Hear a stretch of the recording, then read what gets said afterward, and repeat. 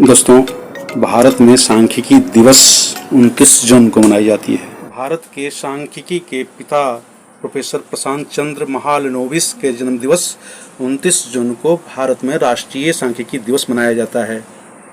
भारत के सामाजिक आर्थिक प्रगति में सैंपल सर्वे से प्राप्त आंकड़ों के विश्लेषण की जरूरत से कोई इनकार नहीं कर सकता है।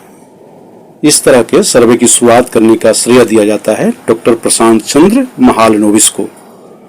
वही 1931 में भारतीय सांख्यिकी संस्थान की स्थापना किए थे और उन्हीं के प्रयत्नों से 1950 में नेशनल सैंपल सर्वे ऑफिस की स्थापना हुई थी। द्वितीय पंचवर्षीय योजना तो पूरी तरह से महालनोबिस के मॉडल पर ही आधारित थी, जिसमें भारी उद्योगों की स्थापना और विकास पर काफी बल दिया गया था, ताकि जरूरत के सारे सामान भारत में ही तैयार हो सके और बड़े पैमाने पर लोगों को रोजगार हासिल हो। कृषि पैदावार में वृद्धि और बाढ़ के नियंत्रण के लिए दिए गए उनके सुझाव काफी कारगर रहे थे। देश की स्वतंत्रता के बाद सामाजिक आर्थिक प्रगति तेज गति से कैसे हो, यह सवाल बड़ा था। देश की आर्थिक विकास योजनाबद्ध तरीके से हो, इसके लिए 1950 में योजना आयोग की स्थापना की गई थी। भारत की योजना आयोग ने सोवियत संघ के मॉडल को अपनाते हुए पंचवर्षीय योजनाओं की शुरुआत की थी। 1955 में प्रशांत चंद्र महालनोबिस भी योजना आयोग के एक सदस्य बनाए गए थे।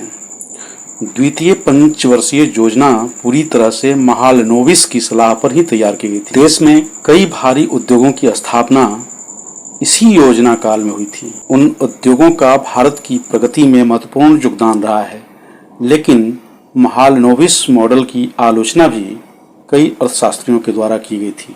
प्रशांत चंद्र महालनोबिस का सांख्यिकी के क्षेत्र में एक और महत्वपूर्ण योगदान रहा है उनके द्वारा दिया गया एक सूत्र, महालनोबिस दूरी सूत्र, जिसका इस्तेमाल क्लस्टर विश्लेषण और वर्गीकरण में होता है। इस सूत्र की वजह से उनको अंतर्राष्ट्रीय ख्याति मिली थी। प्रशांत चंद्र महालनोबिस को भारत के सांख्यिकी का पितामह यूं ही नहीं कहा जाता है। उन्हीं के प्रयत्नों से भारत में सांख्यिकी के अध्ययन की शुरुआत हुई थी। सांख्यिकी गणित की एक महत्वपूर्ण शाखा है। आज सांख्यिकी का उपयोग विज्ञान की कई शाखाओं में तो होता ही है, सामाजिक आर्थिक प्रगति के लिए जरूरी आंकड़ों के संग्रहण और विश्लेषण में भी होता है। असल में सांख्यिकी आंकड़ों का ही खेल है, जो किसी देश की प्रगति में महत्वपूर्ण योगदान देता है। सांख्यिकी में आंकड़ों का एकत्रीकरण, सारणीकरण, वर्गीकरण, विश्लेषण और प्रस्तुतिकरण का काम होता है, जो कई उद्देश्यों की पूर्ति के लिए किया जाता है। इस तरह सांख्यिकी का उपयोग सटीक अनुमान लगाने और भविष्य की योजना तैयार करने में हो सकता है। यही सब कुछ किए थे प्रोफेसर प्रशांत चंद्र महालनोबिस, जिससे आर्थिक प्रगति की नींव पड़ी थी। मतलब वह सांख्यिकी का उपयोग योजनाएं बनाने के लिए किए। प्रशांत चंद्र महालनोबिस का जन्म कोलकाता में 29 जून 1893 को हुआ था। परिवार समृद्ध और सुशिक्षित था। माँ एक सुशिक्षित परिवार में पली बढ़ी थी। पिता साधारण ब्रह्म समाज के सक्रिय सदस्य थे। दादाजी एक ब्रह्मो बॉयज स्कूल की स्थापना किए थे। उसी विद्यालय से प्रशांत चंद्र महालनोबिस की आरंभिक पढ़ाई हुई और 1908 में वह मैट्रिक की परीक्षा पास किए और फिर उनका दाखिला हुआ कोलकाता के मशहूर प्रेसिडेंसी कॉलेज, जहां पीसी रॉय और जगदीश चंद्र बसु जैसे शिक्षकों से शिक्षा हासिल करने का उन्हें मौका मिला। कोलकाता में भौतिकी ऑनर्स की डिग्री लेने के बाद उच्च शिक्षा ग्रहण करने के लिए वह लंदन चले गए, जहां के कैम्ब्रिज यूनिवर्सिटी से गणित और भौतिकी दोनों में डिग्री हासिल किए।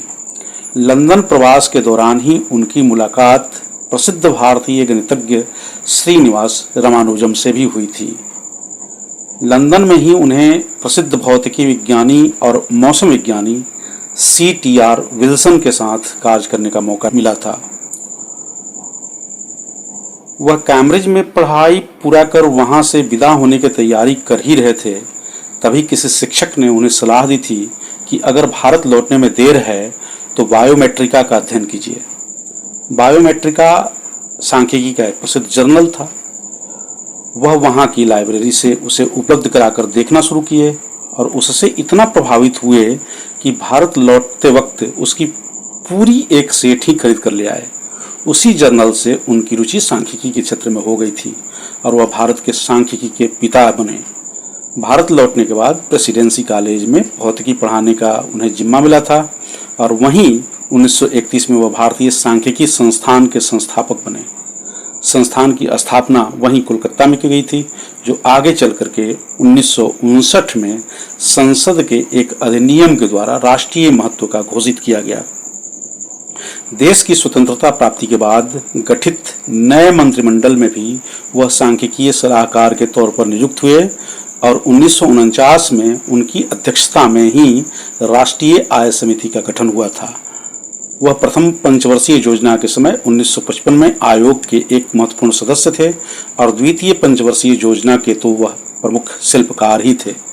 उनके नाम पर ही इस योजना को महालनोबिस मॉडल भी कहा जाता था।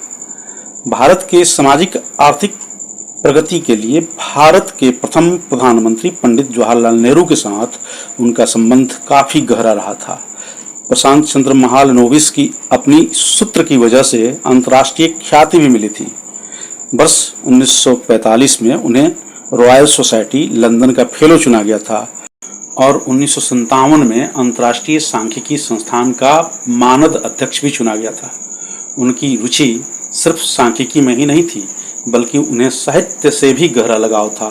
गुरुदेव रविंद्रनाथ टैगोर के साहित्य का वह गहरा अन्वेषक थे। शांति निकेतन से भी उनका संबंध बहुत अच्छा रहा था। गुरुदेव के साथ वह विदेश यात्रा भी किए थे और कई दस्तावेज भी बनाए थे। शांति निकेतन में भी उनका आना जाना लगा रहता था। असल में गुरुदेव के साथ उनका पारिवारिक रिश्ता भी था। उनके दादाजी ब्रह्म समाज से जुड़े हुए थे और गुरुदेव रविंद्रनाथ टैगोर के पिता श्री देवेंद्रनाथ टैगोर भी 1842 से ही ब्रह्म समाज में सक्रिय थे। इसलिए महालनोबिस के दादाजी गुरुदेव के घर आते जाते रहते थे। इस तरह प्रशांत चंद्र महालनोबिस का व्यक्तित्व बहुआयामी था। भारत की प्रगति में उनका महत्वपूर्ण योगदान रहा है।